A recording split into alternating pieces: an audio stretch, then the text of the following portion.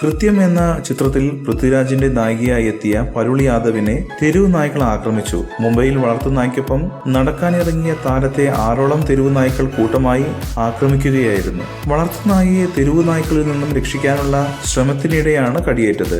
ആരും ഈ സമയത്ത് പരുളിന്റെ രക്ഷയ്ക്കെത്തിയില്ല. കഴുത്തിലും മുഖത്തും കാലിലും ആഴത്തിൽ കടിയേറ്റിട്ടുണ്ട്.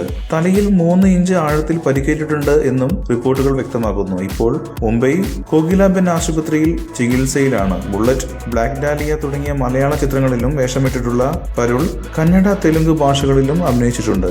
കൂടുതൽ സിനിമാ വാർത്തകൾക്കും വിശേഷങ്ങൾക്കും ഇപ്പോൾ തന്നെ സബ്സ്ക്രൈബ് ചെയ്യൂ മലയാളം ക്രിയേഷൻസ്.